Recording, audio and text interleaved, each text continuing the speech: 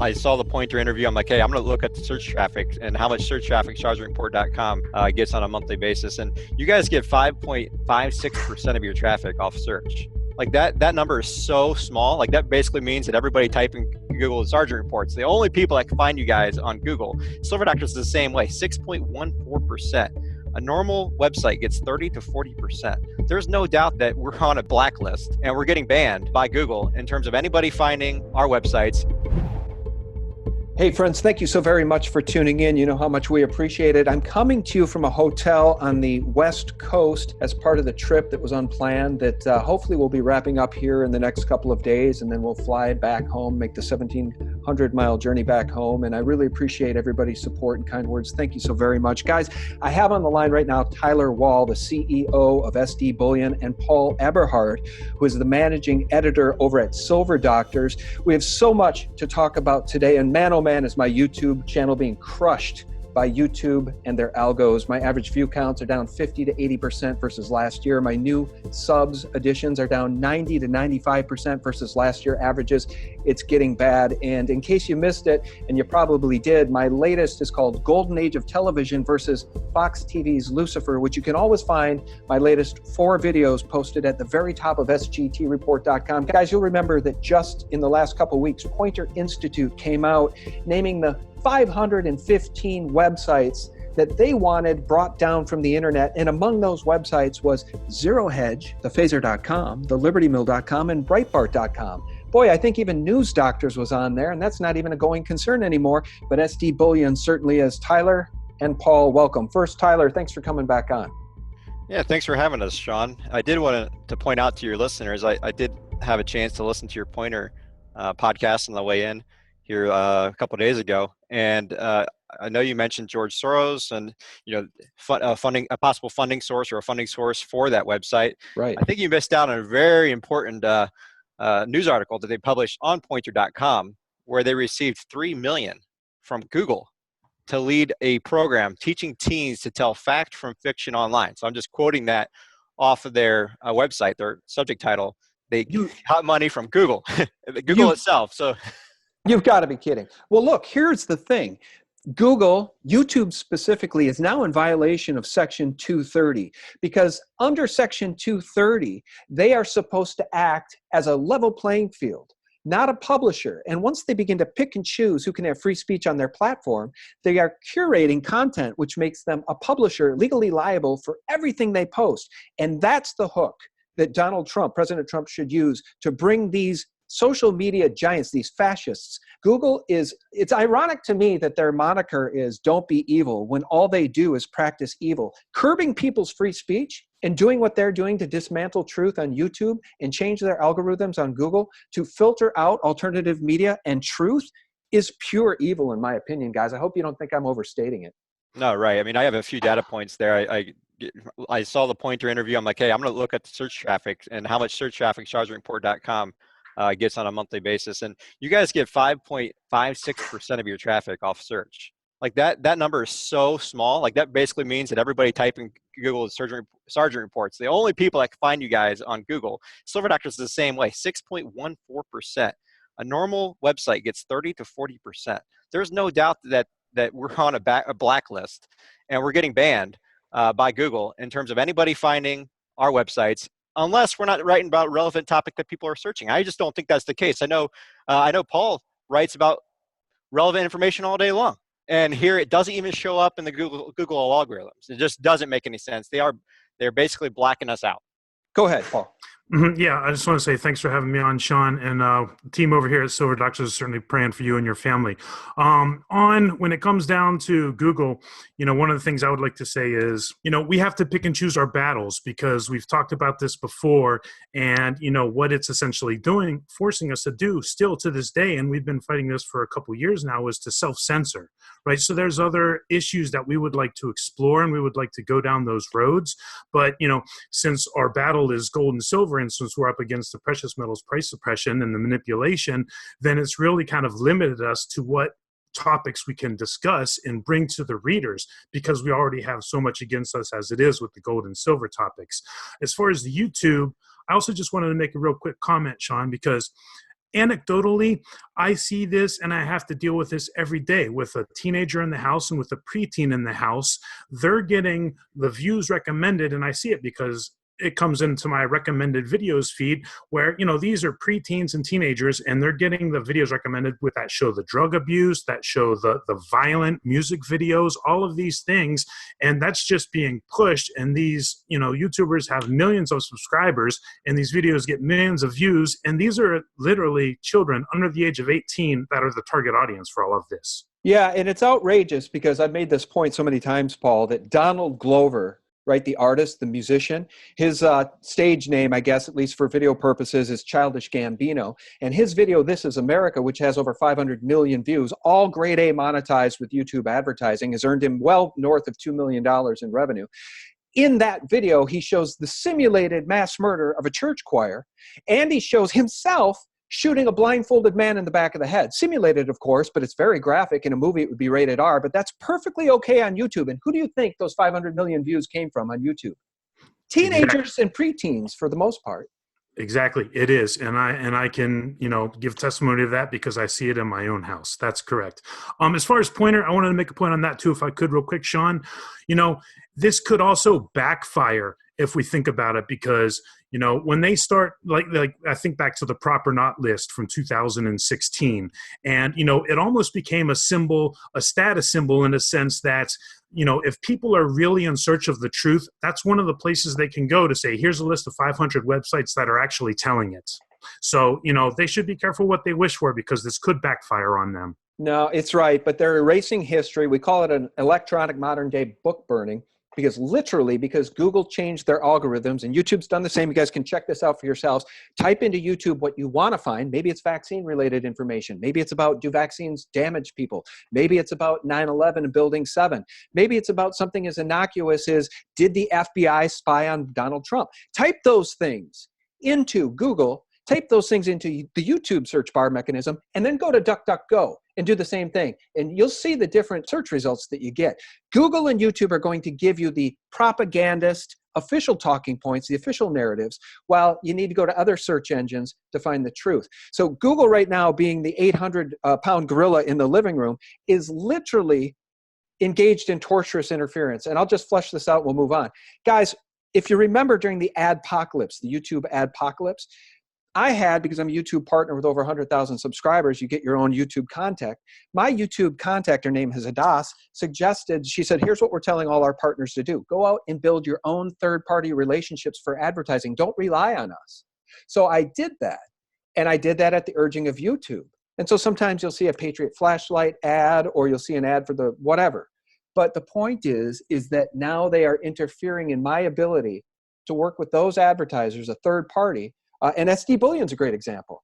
I can no longer reach my audience and tell them about SD Bullion because YouTube and Google is interfering. That is called tortious interference. When a second party interferes with two other parties' ability to communicate and they interfere in that business relationship, it's illegal. It's called tortious interference. Guys, if I'm fired up, it's because I'm sick and tired of YouTube and Google changing the rules in the middle of the game. And so Bitcoin's rally exposes central bank weakness. Guys, as we're having this conversation, Bitcoin has hit $8,000 USD. We haven't seen that in a very, very long time. The rally has been absolutely breathtaking.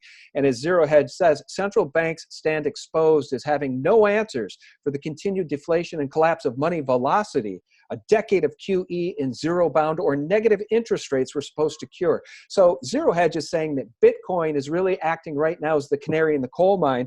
This is a broken story, guys. We go back in time now. Remember when Bitcoin hit 20,000 and gold and silver did nothing. Here we see Bitcoin on the move again, gold and silver not doing very much. Is it the cryptos again that are going to go to the moon as we stay mired in $14, $15 silver, Tyler? That's an interesting question, Sean. I have an opinion on cryptos and Bitcoin specifically. The way I like to look at it is, Bitcoin is not really backed by anything. I think it's still running basically a short-term rally right now. I'm a fan of the blockchain, and I could see some possibilities and some backed cryptocurrency holding a place at some point down the road, but I think it's still a little early for that. And so for me, I'm a fan of blockchain. I know Paul's got some some really good opinions and thoughts on cryptos. But for me, I'm still definitely holding off on my judgment on cryptos. And I don't think Bitcoin's the last crypto. I don't think that's going to be it. I think there's going to be something else that's backed, by precious metals or something like that, which will hold value and be backed by something, not just an IOU. Yeah, and let me just weigh in, Paul. We'll turn it over to you. I just interviewed my friend Kent Lewis, who's the founder of Freedom.social, real smart guy when it comes to blockchain and cryptos. He's got a crypto token called 1776 coin. His whole platform works a bit like Steemit. Participate on the platform and get paid in 1776 token. It'll be a new platform by which people will buy and trade and be able to communicate outside of Facebook, outside of the control system. He made a really great case in that recent interview that he believes Bitcoin is controlled by the powers that be. And well, as we know, the Fed had talked about making Fed coin. And the point of that interview was blockchain can be used for good or it can be used for evil. Imagine blockchain, guys, in which every transaction is visible to everyone on planet Earth, including the powers that be. If they don't like who you're buying and trading with, if they don't like what you're purchasing, maybe you get cut off. That's one of the dangers of blockchain as I see it. Yeah, I see that too. And, one of the things I run under the assumption of is that, it might be a pessimistic worldview, but I tend to think that, whenever there is an advancement in technology, that it would be hijacked and used for evil purposes as opposed to being used for good. When it comes to Bitcoin specifically, yeah, one of the reasons I see this move into Bitcoin is that, governments around the world are making it, very hard to purchase gold and silver, between the VAT taxes, between not having coin stores readily accessible or not having internet sales readily accessible. It's much easier around the world to jump on an exchange and buy a tiny Satoshi of Bitcoin. However, that doesn't negate the fact that, person could be cut off, as you were saying. The government could, essentially make it illegal if they wanted to. They could turn it into a black market item, with the snap of a finger. And I do think that one of the reasons Bitcoin is running right now, just like we saw in 17, before it crashed in 18, is that, it kind of does keep the attention off of gold and silver. There's a lot of interest in Bitcoin right now. Everybody's coming out talking about the massive run and, sure, over 7,000, almost at $8,000 right now. And that's been incredible. But on the other hand, whenever someone says gold's going to 10,000, they say, "Oh, you guys are crazy. Gold's never going to 10,000." And we're talking about something that's, a precious metal at the very base. Right. Yeah, I tell you what, here's what's interesting. You're right. Look at the shiny thing, distraction, Bitcoin, cryptos on the rise. Where does all the attention go? To the crypto space. It's so funny how people are absolutely, it's wag the dog, isn't it? Don't look at silver and gold. Don't look at honest money. Don't look at real money. Look at the cryptos.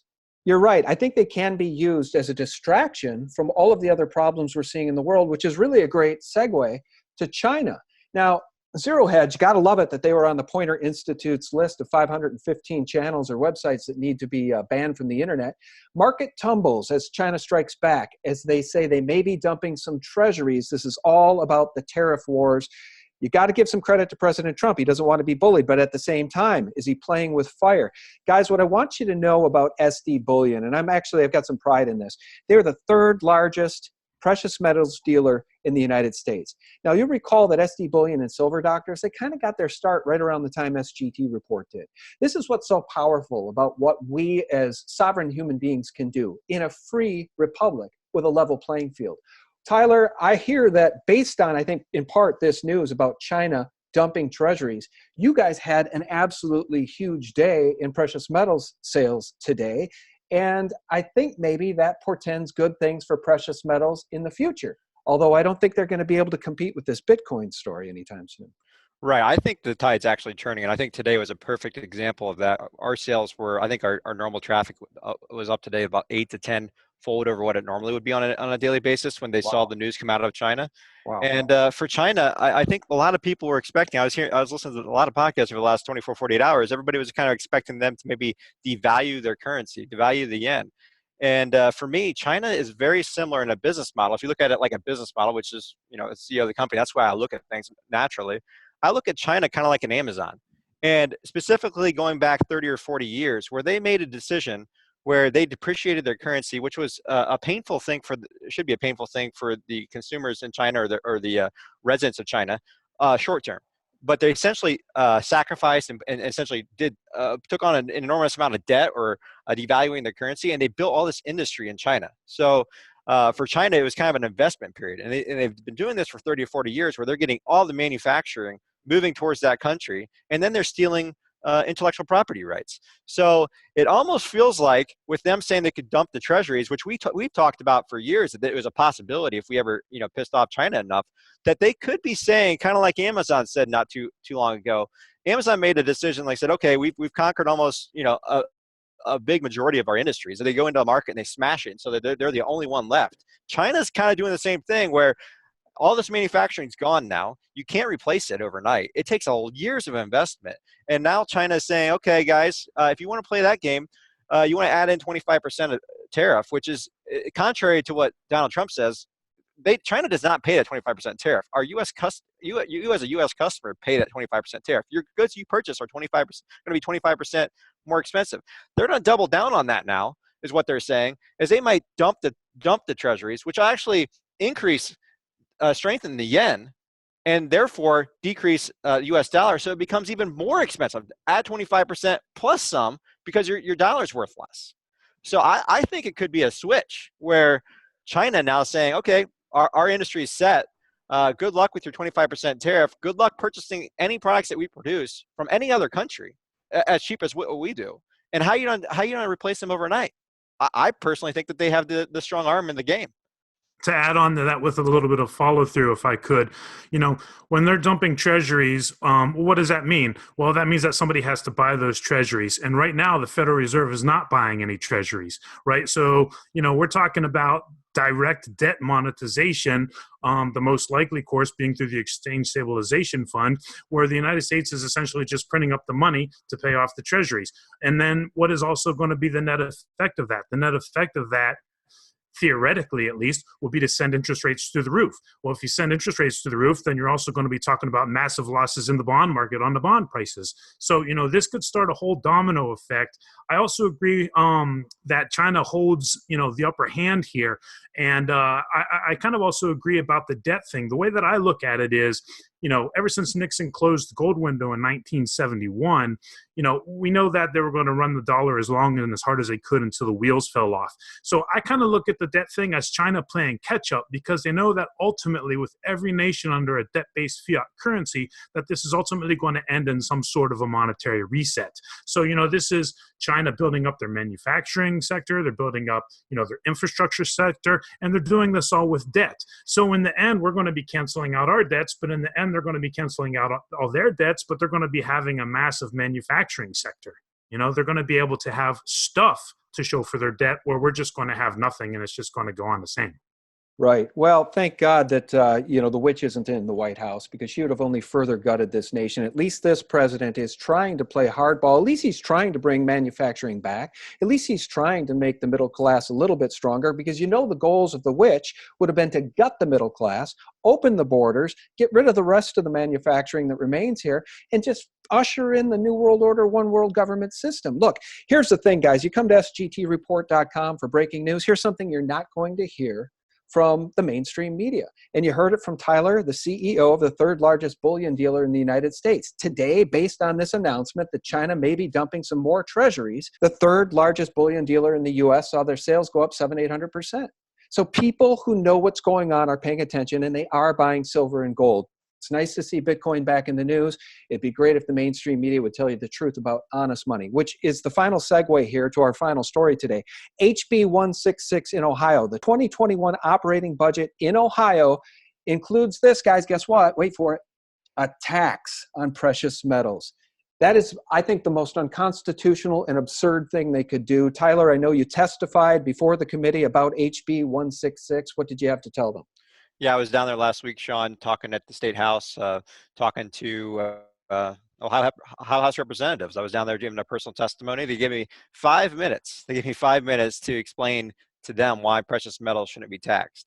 So I took a gold eagle, a silver eagle, I had a $100 bill, took it out of my pocket, and showed them that. Most of those people have never seen a gold eagle or a silver eagle. They have no idea. And I took them through why somebody would want to own precious metals. I took them through the 2008 financial collapse. I took them through QE1, QE2, QE3. And then I took them down to, okay, so even when those quantitative easing events aren't going on, there's a 2 to 3% annual inflation target that the Federal Reserve is required to maintain. So at worst, after call it 10 years, you're down about 30% of your purchasing power if you hold this $100 bill compared to this gold eagle or silver eagle. And I took them down 100 years ago, how a dollar is worth, it's lost 97% of the value against a 1 ounce gold eagle. And they were paying attention to me. Now, did they get it? I don't think so. They need to do a lot more homework. I think we need to be reaching out to them. That's the number one point that I want to make sure listeners, especially in Ohio, contact the Senate. It passed the House last week. It's going to the Senate. I'm going to try to make it down there to talk to the Senate. We need you guys contacting the Senate and the House and any other state. I believe there's about 15 to 20 states that have a tax on precious metals. There's about 30 to 35 that had exemptions. And we've seen actually most states are moving towards the exemption route.